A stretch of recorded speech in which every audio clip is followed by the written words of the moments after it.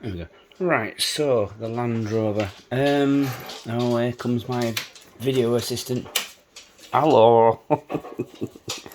God, you're so needy, so needy. Right, what was the plan with the Land Rover? I took it out. It was brilliant, but I want to give it a bit more power now. To do that, the 2-speed gearboxes in these, I'm told, and I've seen on lots of videos, the minute you put any more power in, they just break.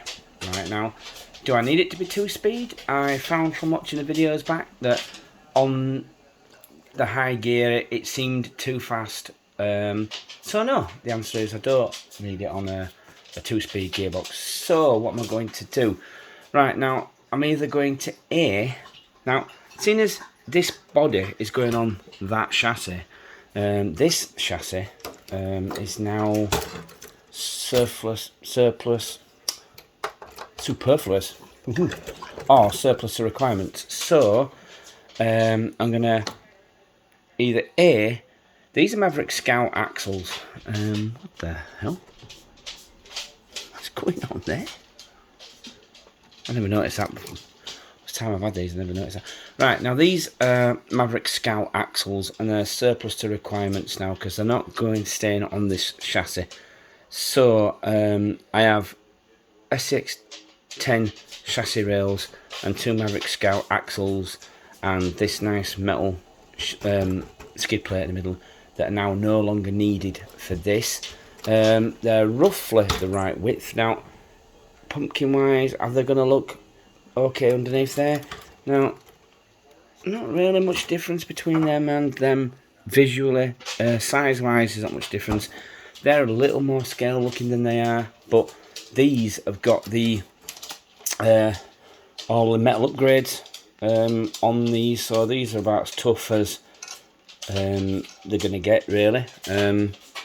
They've got the ring gears are solid aluminium. They're all a billet piece of locker on the steel ring gear, so them gears are tough. As for the ends, they're pretty cheap to replace, so as are the C-hubs and stuff. So these are serviceable at a later date if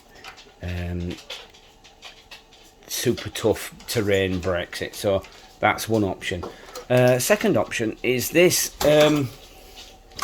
It's also an SX10 chassis, a little bit more beefy looking under here. I did build myself, like I was going to build a monster truck, but unless I unlock, this has got locked diffs in these axles, so unless I unlock it, it's not really much good as a monster truck. Now I'm tempted to put these axles under here. Now whether these are actually tougher than those, I don't know.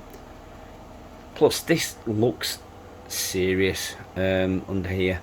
I'm a bit reluctant to pick this apart, but I haven't used it. I've had it 2 years and I haven't used it, so it's like, again, it's surplus to requirements. So do I just get it under there? I mean, them axles look far more heavy duty. How tough they actually are in this nice shiny titanium coloured Chineseium, I don't know. But you'll have to excuse the washing machine whirring away in the corner. Yeah. So yeah, which one of these two puppies is going under there, I don't know. I will do some stripping of axles and stuff, and well, that chassis is totally surplus now. It is literally not any detriment whatsoever to strip that. Oh, while I'm on the subject, how about them puppies? I have scale badging on this now. Now, a good friend of mine does these for me, so let me know if you need any. I'll get in touch. Right, so yeah, there we go. That's the plan. This, when I took it out the weekend, it needs some work. So I'm going to be taking that apart to strip it and redo oil and diffs and stuff. So I may as well strip that ready to go under that anyway. Literally all I have to do is make these links longer, Now I can either just cut them and put some threaded bar to extend them, or I can make longer links. I have some of the, whatever the end caps are called, something like this, these metal ones here. I have a set of those. I have some threaded rod, so I could make some new links. The only thing I may have to purchase is drive shafts, but I'm no stranger to extending drive shafts. Literally you just cut them there and get a piece of tubing, fasten that end in the end as far as you want, and this end stays there, and then you've made this section longer. Dead easy. Well, it's dead easy to me because I've done it, but I mean, some people find that difficult, and it's only once you've done it you realise that was easy. So yeah, I've sort of decided, haven't I? Extend this, stick it under that, stick them under that, job done. See how it works. Now I do want to upgrade to a decent power system,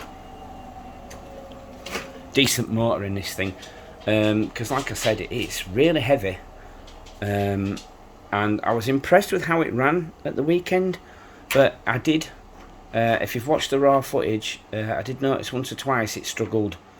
Now it's got the Maverick Scout ESC in there, which is just a rebranded hobby wing. It's supposed to be a crawler ESC, but it has no drag brake, so I don't know whether it's an issue or whether they rebranded a non-crawler ESC for it. I don't know, because I have a couple of those ESCs that look exactly the same, but they're not crawler related. Now I have in that little box up there the little digital box thing that you plug in to alter the parameters of the AC, so I didn't know you could plug it into the old one, so I might just plug it in and see if it's something I can turn on or off. It's got to have a drag brake. It really does have to have a drag brake on a crawler. I'm no expert, but I did notice once or twice it rolled when I wanted it to stay put, so we'll see. Yeah, that's it. That's the update for the one of the, yeah, that one. I think I'm going to start the work on stripping them two, and yeah, I promise I will take this out once or twice with that shell. When I start using it as a proper trail truck, I'll use that shell. I had actually considered making longer links for this and putting my GMC top kick shell on that. But anyway, let's get the Land Rover's the first one. The Land Rover and a 4-guy truck, get them two sorted first. Everything else is just pretty much bodywork and stuff. I'm waiting for some, I've got some filler, 2-part filler. You need a hardener. I ran out of hardener, so I'm waiting for some hardener to finish. Once I finish the body on that, I'm hoping to get it painted.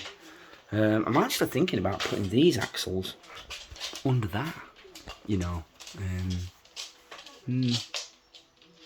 because I'm not particularly bothered about that being fast. I'm thinking about making it a drift car, and solid axles would look alright under that. Anyway, right, so that's it. Thanks, guys. That's the plan for the Land Rover. You're gonna see a lot more videos on this. I had so much fun driving this thing at the weekend. It needs to... Woo, I dropped my phone. I don't know what I've done with it. Oh, what's happening? Oh, I've messed up. Is it still recording? Yeah, dropped the phone. I do need it to sit at least that low to look realistic, but there's some fouling underneath, so maybe when I change the axles I can sort that out. Maybe if I just need to remove a bit of plastic under there, I'll find out what's catching. Oh, I know what's catching. It's this. If you can see that, it's catching on this cross brace here. So maybe I just need to make a bent one of those. So anyway, yeah. Anyway, thanks for watching, guys. More on this bad boy soon. I can't believe I broke the bumper completely. I'm gonna have to measure this. So, does that? That's 19. That's. Oh. From there to there is exactly the same width as from there to there. So when I use that chassis, I may put that bull bar on. That's they're steel and that's aluminium, so it shouldn't break that. Anyway, okay, thanks for watching, peeps, and more soon.